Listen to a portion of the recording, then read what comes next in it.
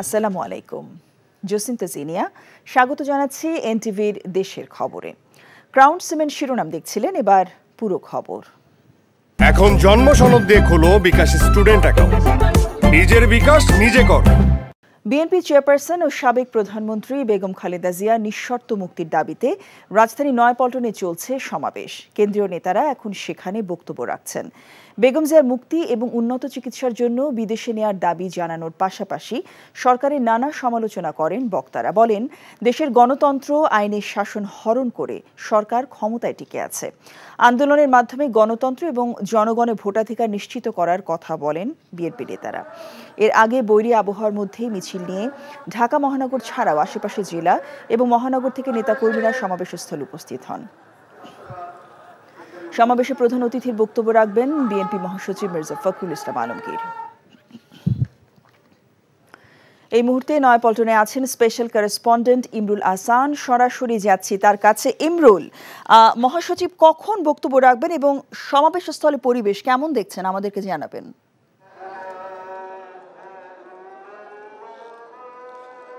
জসিন্তা, একবারে বলা যায় যে কানায় কানায় পরিপূর্ণ বিএনপির আজকের সমাবেশ কে কেন্দ্র করে নয়াপল্টন এবং আশপাশের এলাকায়। যেটি আপনি আগে সংবাদটি উল্লেখ করলেন যে সকালের দিকে কিছুটা বৈরী আবহাওয়া ছিল, বৃষ্টিপাত হচ্ছিল, তবে 12টার পর থেকে কোনো বৃষ্টিপাত হয়নি। অসংখ্য নেতাকর্মী এখানে হাজির হয়েছেন।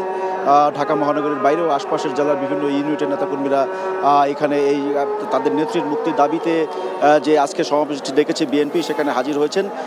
স্টেজে দেখতে পাচ্ছেন যে বিএনপির মহাসচিব মির্জা ফখরুল ইসলাম আলমগীর, উনি প্রধান অতিথি হিসেবে উপস্থিত আছেন, সভাপতিত্ব করছেন স্থায়ী কমিটির আরেকজন সদস্য মির্জা আব্বাস। এছাড়া স্থায়ী কমিটির আরও 3 জন সদস্য উপস্থিত আছেন, নজরুল ইসলাম খান, সেলিমা রহমান এবং আমির খসরু মাহমুদ চৌধুরী।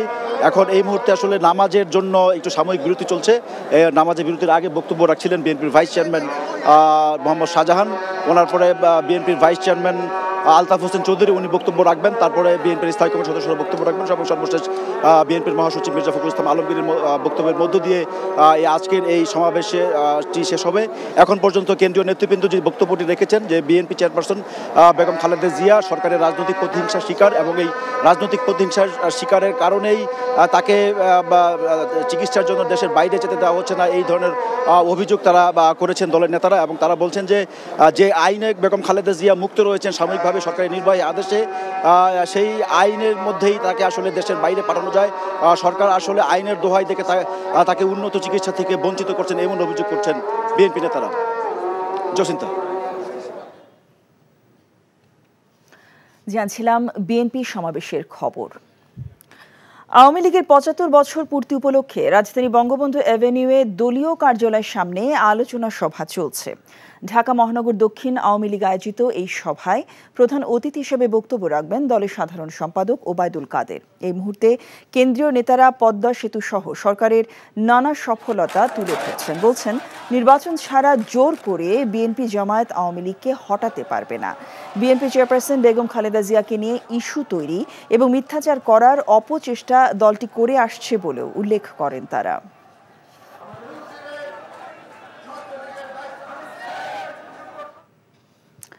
আলোচনা সভায় আছেন আমাদের স্পেশাল করেসপন্ডেন্ট নজরানা চৌধুরী। নজরানা, আলোচনা সভায় আওয়ামী লীগের সাধারণ সম্পাদক কখন বক্তব্য রাখবেন, আপনার কাছে কি তথ্য আছে?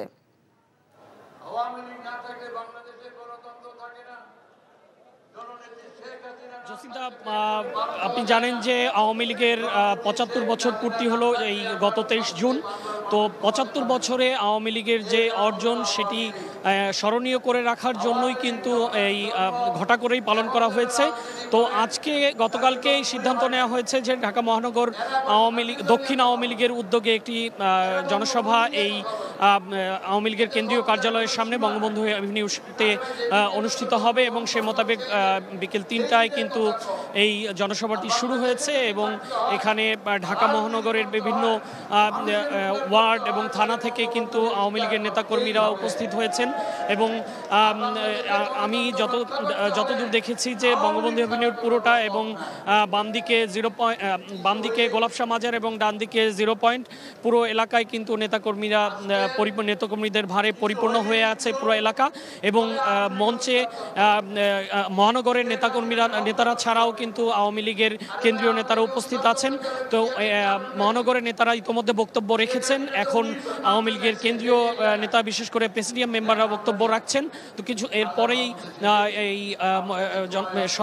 এই সমাবেশের প্রধান অতিথি আওয়ামী লীগ সাধারণ সম্পাদক ওবায়দুল কাদের বক্তব্য রাখবেন। তো ইতোমধ্যে যারা বক্তব্য রেখেছেন সেখানে তারা বলেছেন যে ৭৫ বছরে আওয়ামী লীগের হাত ধরেই বাংলাদেশের জাতীয় জীবনে যত কিছু ভালো অর্জন তা আওয়ামী লীগের হাত ধরেই এসেছে।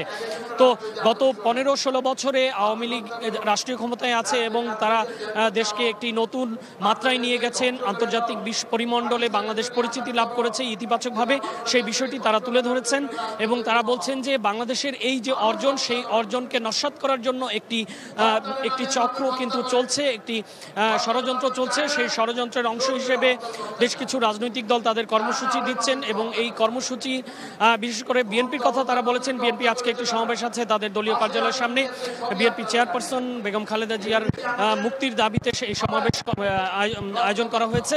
তো আওয়ামী লীগের পক্ষ থেকে বলা হয়েছে বিএনপি চেয়ারপারসন বেগম খালেদা জিয়ার মুক্তির বিষয়টি রাজনৈতিকভাবে ব্যবহার করছে এই রাজনৈতিক হাতিয়ার হিসেবে। জানছিলাম আওয়ামী লীগের ৭৫ বছর পূর্তি উপলক্ষে আলোচনা সভার খবর। পররাষ্ট্রমন্ত্রী ডক্টর হাসান মাহমুদ বলেছেন, সম্প্রতি প্রধানমন্ত্রী ভারত সফরকালে কোনো চুক্তি হয়নি, কিছু সমঝোতা হয়েছে। এ নিয়ে বিএনপি শুধু বিভ্রান্তি ছড়াচ্ছে। সকালে চট্টগ্রাম উত্তর জেলা আওয়ামী লীগের এক সেমিনারে তিনি এসব কথা বলেন। মাননীয় প্রধানমন্ত্রী ভারত সফরে গিয়েছেন, ভারতে কিছু সমঝোতা স্মারক স্বাক্ষরিত হয়েছে, কিছু সমঝোতা স্মারক নবায়ন করা হয়েছে, কোনো চুক্তি কিন্তু স্বাক্ষরিত হয়নি। বিএনপি নেতারা দিকে হরহামেশা বলে যাচ্ছে যে চুক্তি স্বাক্ষরিত হয়েছে, বিএনপি সেটি নিয়ে বিভ্রান্তি ছড়াচ্ছে। পশ্চিমবঙ্গে সৃষ্ট লঘুচাপ মৌসুমি বায়ুর প্রভাবে বাংলাদেশের অধিকাংশ জায়গায় শুরু হয়েছে মাঝারি ও হালকা বৃষ্টিপাত। ৪ জুলাই পর্যন্ত এই বৃষ্টিপাত অব্যাহত থাকবে। এর ফলে সিলেট ও তার পার্শ্ববর্তী জেলাসমূহে বন্যার আশঙ্কা রয়েছে। আবহাওয়া অফিস শনিবার এসব কথা জানিয়েছে। আবহাওয়াবিদ আব্দুল কালাম মল্লিক জানিয়েছেন, শনিবার সর্বোচ্চ ১০৫ মিলিমিটার বৃষ্টি রেকর্ড করা হয়েছে ফেনীতে। ঢাকায় বৃষ্টি হয়েছে ৪৩ মিলিমিটার।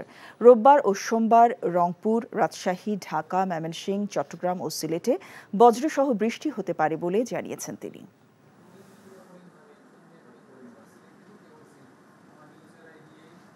মৌসুমি বায়ুর প্রভাবে জলীয়বাষ্প সমৃদ্ধ বাতাসের যোগান বৃদ্ধি পেয়েছে, ফলে আজকে থেকে সারা বাংলাদেশেই বৃষ্টিপাতের তীব্রতা বেড়ে যাবে এবং আগামী ৪ জুলাই পর্যন্ত সারা বাংলাদেশেই থেমে থেমে বৃষ্টিপাত হবে। তবে রংপুর, ময়মনসিংহ, সিলেট, চট্টগ্রাম এবং বরিশাল বিভাগের কোথাও ভারী থেকে অতি ভারী বৃষ্টিপাতের সম্ভাবনা রয়েছে এবং অন্যত্র মাঝারি ধরনের ভারী থেকে ভারী বৃষ্টিপাতের সম্ভাবনা রয়েছে। এখন জন্ম সনদ দিয়ে খোলো বিকাশ স্টুডেন্ট অ্যাকাউন্ট, নিজের বিকাশ নিজে কর। গ্রাহকদের ৫৩ কোটি টাকা আত্মসাৎ করে সপরিবারে পালিয়ে যাওয়া সাতক্ষীরা প্রগতি সঞ্চয় কোঅপারেটিভ সোসাইটির নির্বাহী পরিচালক প্রাণনাথ দাসকে আটক করেছে পুলিশ। ভোররাতে সদরের পুরাতন এলাকায় তার নিজ বাড়ি থেকে তাকে আটক করে পুলিশ। এর আগে গ্রাহকের অর্ধশত কোটি টাকা লোপাট করে পালানোর সময় ভারতের পশ্চিমবঙ্গের গোয়েন্দা পুলিশের হাতে আটক হন প্রাণনাথ দাস। দীর্ঘ ৩ মাস পর ভারতে জেল খাটার পরে গত কয়েকদিন আগে দেশে ফেরেন তিনি। ২০১২ সালে প্রগতি সঞ্চয় ও ঋণদান কোঅপারেটিভ সোসাইটি খোলেন প্রাণনাথ দাস। সোসাইটির চেয়ারম্যান করেন স্ত্রী ইতি রানী বিশ্বাসকে। গত ১০ বছরে ডিপিএস ও ফিক্সড ডিপোজিটের মাধ্যমে গ্রাহকদের কাছ থেকে ১০০ কোটি টাকা প্রতারণা করেন তিনি। বিএনপি চেয়ারপারসন উপদেষ্টা রুহুল কুদ্দুস তালুকদার দুলু বলেছেন, বর্তমান সরকার নির্বাচনের আগেই ভারতের সাথে চুক্তি করেছিল। দুপুরে নাটোর শহরের আলাইপুরে দলীয় কার্যালয়ে বিএনপির দ্বিবার্ষিক সম্মেলন উদ্বোধনকালে এ কথা বলেন তিনি। বলেন, অবৈধভাবে ক্ষমতায় টিকে থাকার জন্য নির্বাচনের পর সবকিছু ভারতের হাতে তুলে দিয়েছে সরকার। রাষ্ট্রবিরোধী, জনবিরোধী এসব চুক্তি বিএনপি সহ দেশপ্রেমিক মানুষ মানে না উল্লেখ করে এর বিরুদ্ধে সবাইকে ঐক্যবদ্ধ হওয়ার আহ্বান জানান বিএনপির এই নেতা। জগন্নাথ দেবের রথযাত্রার দিন সরকারি ছুটি ঘোষণা ও এইচএসসি পরীক্ষার সূচি পরিবর্তনের দাবি জানিয়েছেন সনাতনী ধর্মাবলম্বীরা। সকালে চট্টগ্রামের ইসকন প্রবর্তক শ্রীকৃষ্ণ মন্দির প্রাঙ্গণে রথযাত্রা উপলক্ষে আয়োজিত সংবাদ সম্মেলনে এ দাবি জানান তারা। এ সময় বক্তারা বলেন, আগামী 7 জুলাই রথযাত্রার দিন এইচএসসি পরীক্ষার সময়সূচি পরিবর্তনের পাশাপাশি ওই দিন সরকারি ছুটির দাবি জানান। রথযাত্রা উপলক্ষে 9 দিনের কর্মসূচি গ্রহণ করা হয়েছে।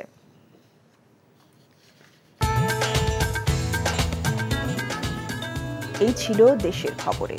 এই খবরের ভিডিও সহ আপডেট জানতে ভিজিট করুন এনটিভি অনলাইন www.ntvbd.com। এছাড়াও এনটিভি জনপ্রিয় সব অনুষ্ঠান ও খবরের আপডেট জানতে ভিজিট করুন আমাদের ইউটিউব ভেরিফাইড ফেসবুক পেজ। 6টায় ইভিনিং নিউজ দেখার আমন্ত্রণ জানিয়ে শেষ করছি। সবাইকে ধন্যবাদ।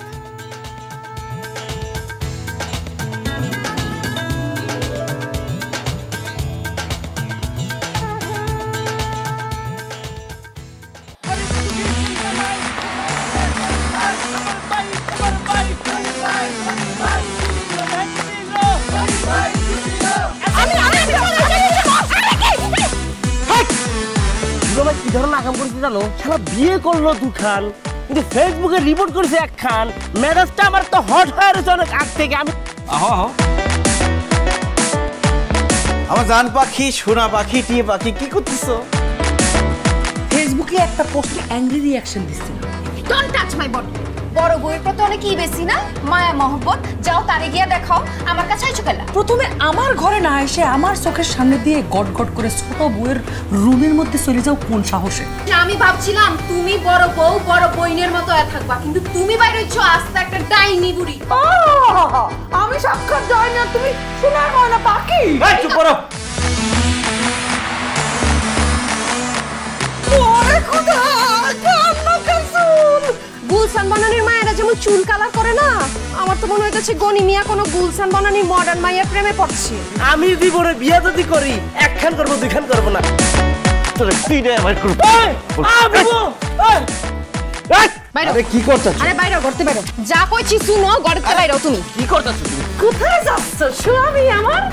হ্যাঁ, তুমি ছাড়া মোর কোনো গতি নাই। তোমার ঘরে একটুখানি দাও ঠাই। দেখাইতেছে ছোট বউ তার আসল রূপ, নাগিনী সাপিনী। শুনছি ভালোবাসা টিকে থাকে বিশ্বাসের উপর।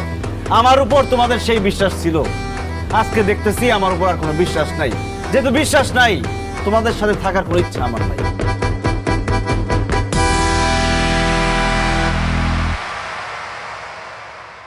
এখন জন্ম সনদ দিয়ে খোলো বিকাশ স্টুডেন্ট অ্যাকাউন্ট। নিজের বিকাশ নিজে কর।